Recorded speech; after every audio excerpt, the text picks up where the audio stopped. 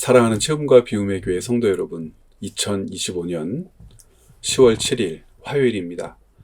오늘 저와 여러분들이 함께 읽고 묵상할 하나님의 말씀은 구약성경 역대하 20장 말씀입니다. 1절부터 19절 말씀 계신 곳에서 함께 읽고 묵상하는 시간 갖도록 하겠습니다. 그 후에 모압 자손과 암몬 자손들이 마온 사람들과 함께 와서 여호사밧을 치고자 한지라. 어떤 사람이 와서 여호사밧에게 전하여 이르되, 큰 무리가 바다 저쪽 아람에서 왕을 치러 오는데 이제 하사손 다말 곧 엔게디에 있나이다 하니, 여호사밧이 두려워하여 여호와께로 낯을 향하여 간구하고 온 유다 백성에게 금식하라 공포하매, 유다 사람이 여호와께 도우심을 구하려 하여 유다 모든 성읍에서 모여와서 여호와께 간구하더라. 여호사밧이 여호와의 전 셋들 앞에서 유다와 예루살렘의 회중 가운데 서서 이르되, 우리 조상들의 하나님 여호와여, 주는 하늘에서 하나님이 아니시니까 이방 사람들의 모든 나라를 다스리지 아니하시나이까. 주의 손에 권세와 능력이 있사오니 능히 주와 맞설 사람이 없나이다.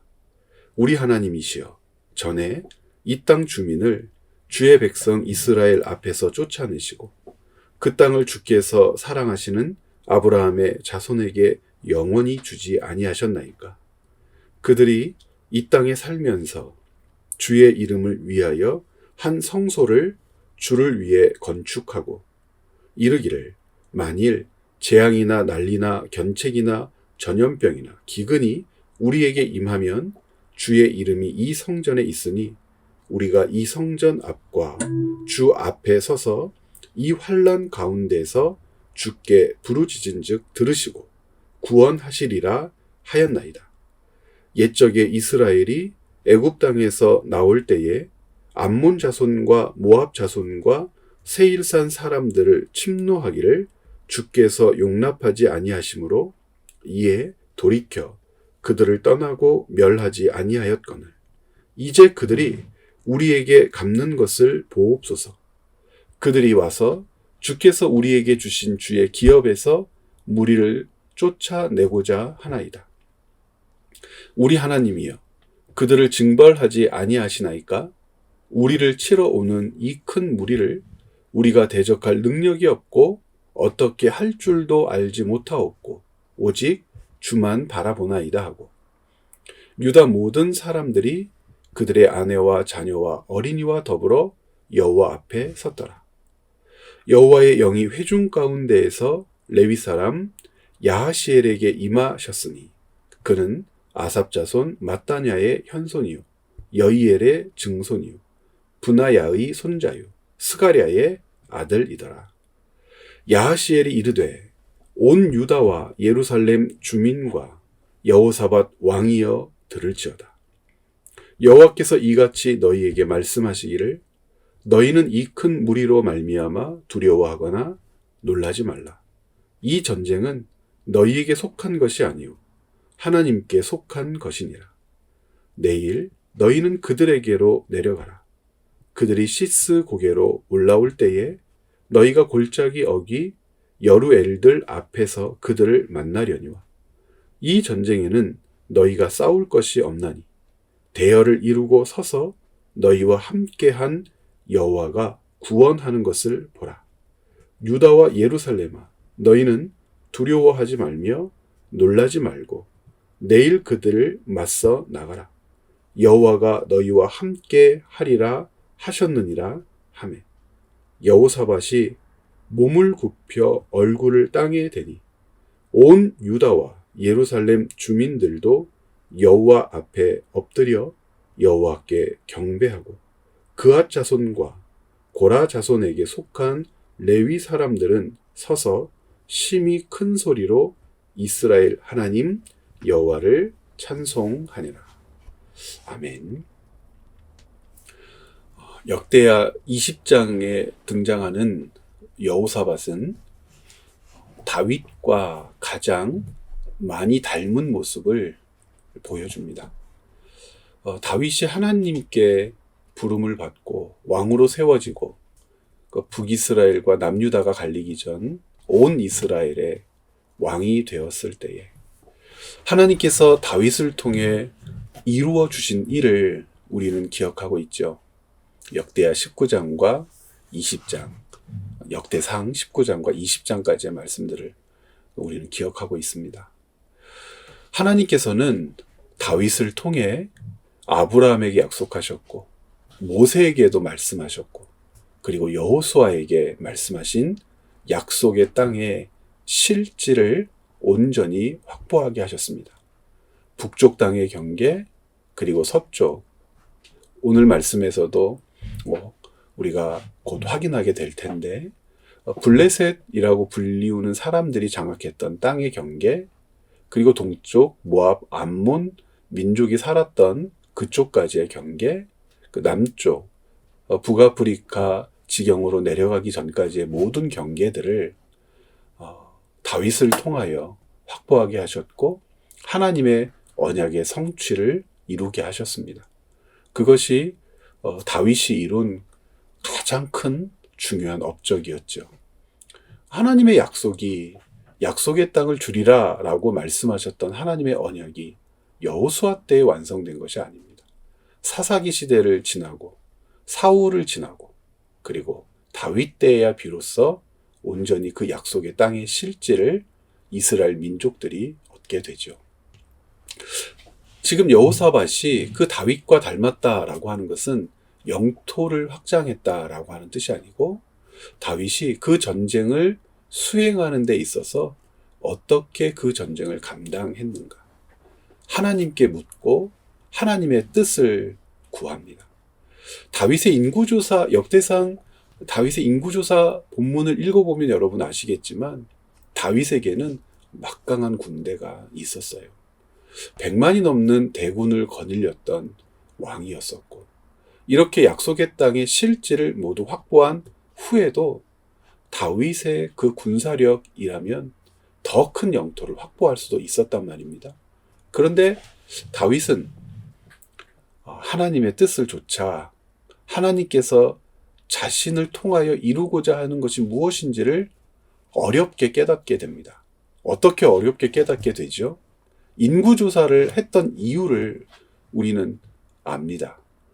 군대의 숫자를 계수해서 그들에게 필요한 전리품을 약속하고 계속해서 동서남북으로 인구를 확장하고 싶었던 욕망이 다윗에게도 있었고 백성들에게도 있었지만 하나님이 이스라엘이라고 하는 나라를 그 땅에 두신 목적이 부국강병 큰 나라를 만드는 것에 있지 않고 제사장 나라를 삼는 것에 목적이 있는 것을 그 민족이 알기를 바라셨기 때문에 전염병을 내려 즉시 그 모든 계획들을 무너뜨려 버리시죠.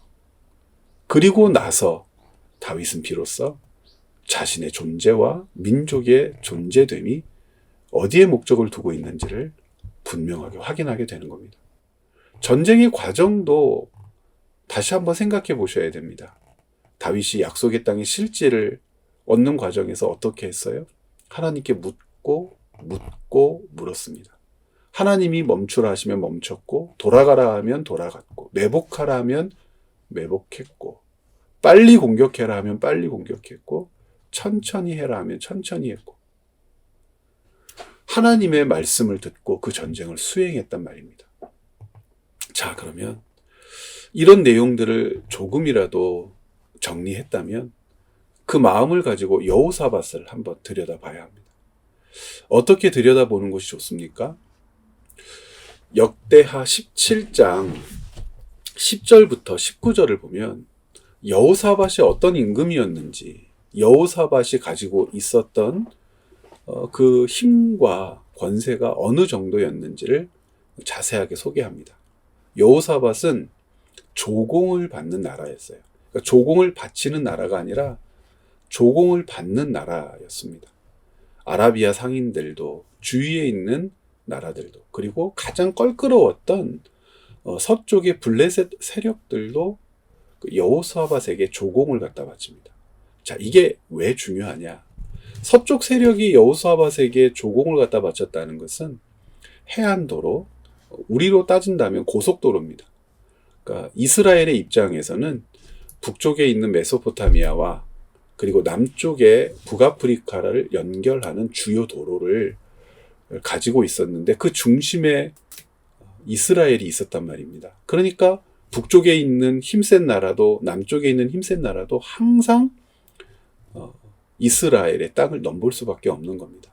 그런데 여호사밧 당시에 그 땅에 거주하고 있었던 블레셋이 조공을 갖다 바칩니다. 그것은 실제적인 지배력을 가지고 있었고 솔로몬이 가지고 있었던 그 지배력 못지않은 힘을 과시하고 있었다는 것이 증명되는 것이고, 이 고속도로를 통해서 유통되는 상인들에게 막대한 세금을 걷어들였다는 것도 전제하고 있는 겁니다.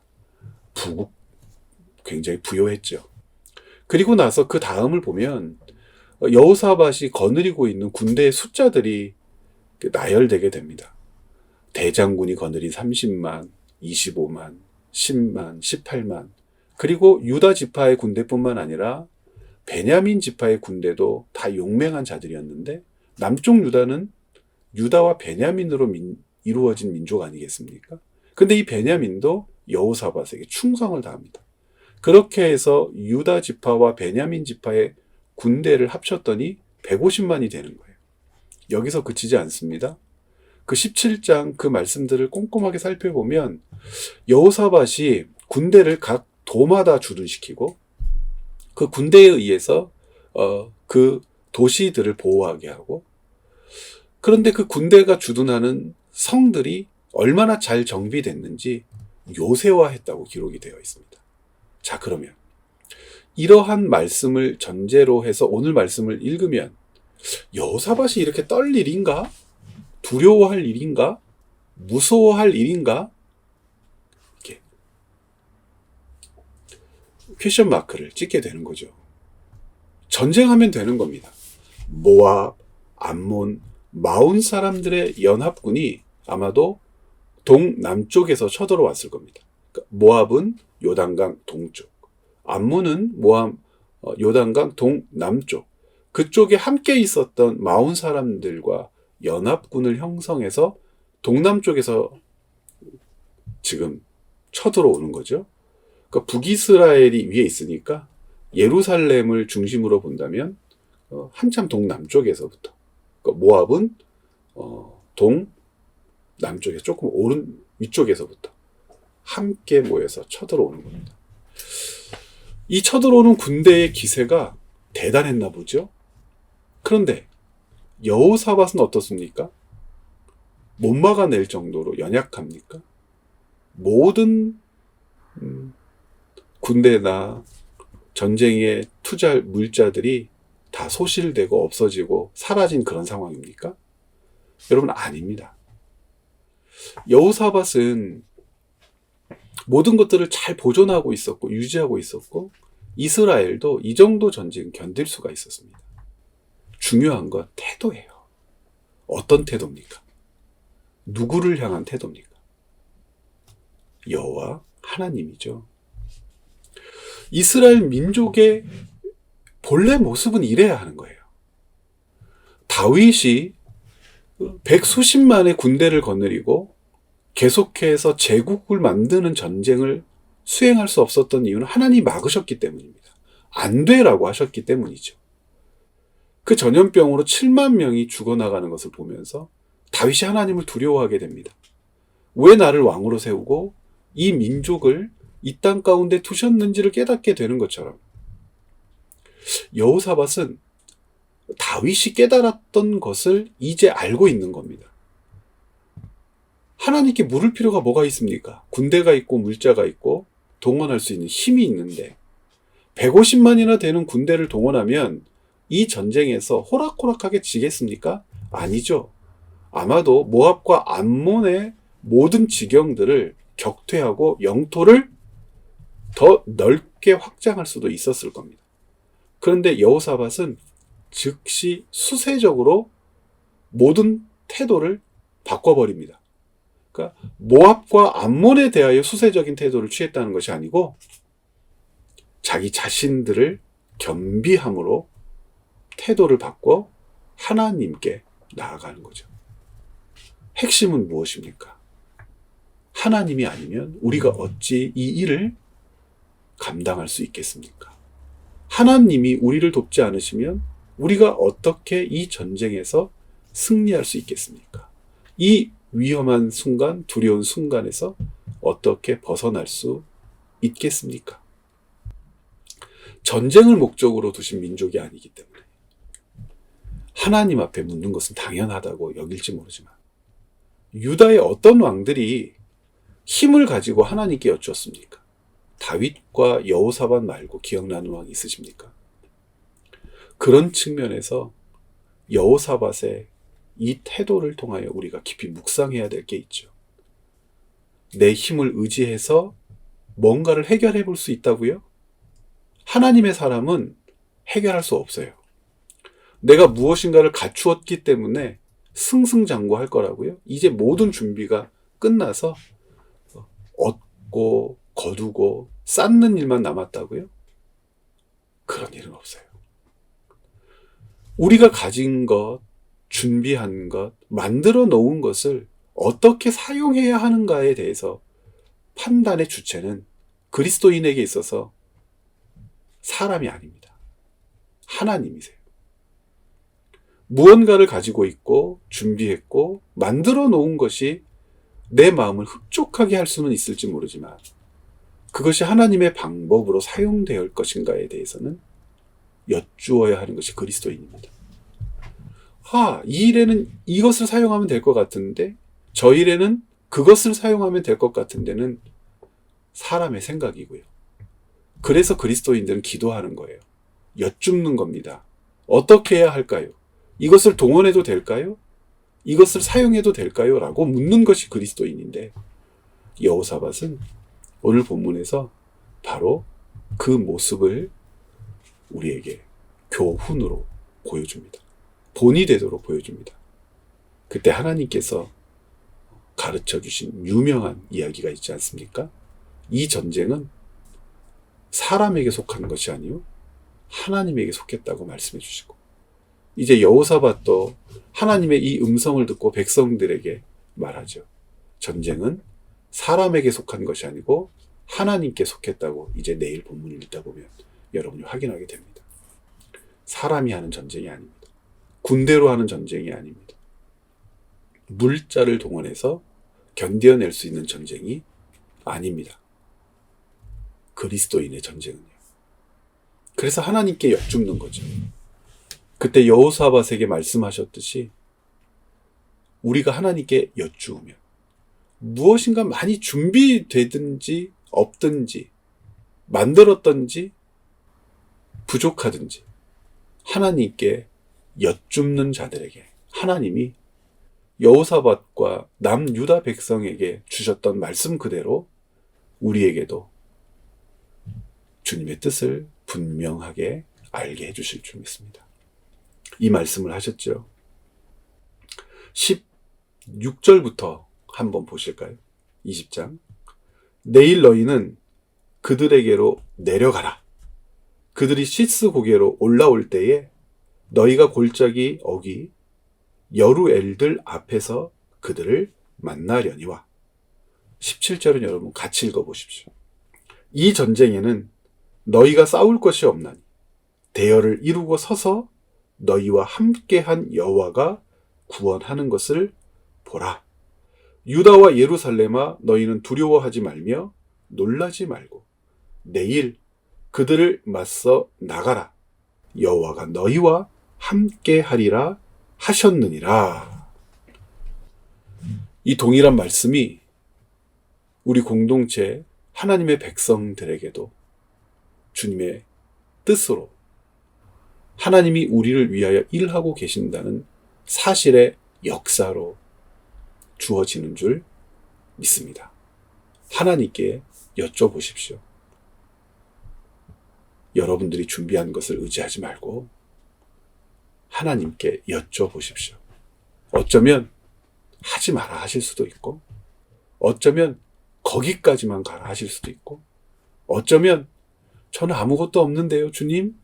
이라고 서글피 주님의 이름을 부를 때, 아니, 갈 수 있다, 할 수 있다, 얻게 될 것이다 말씀해 주실 수도 있습니다. 중요한 건 우리가 무엇을 갖추었느냐 이전에 하나님 앞에 겸손히 여쭙고 그분의 뜻을 구하는 것입니다. 여호사밧의 이 교훈을 오늘도 여러분 마음에 새기고 삶으로 살아내시기를 부탁드립니다. 내일 또 말씀 묵상의 자리에서 여러분들 뵙도록 하겠습니다. 고맙습니다.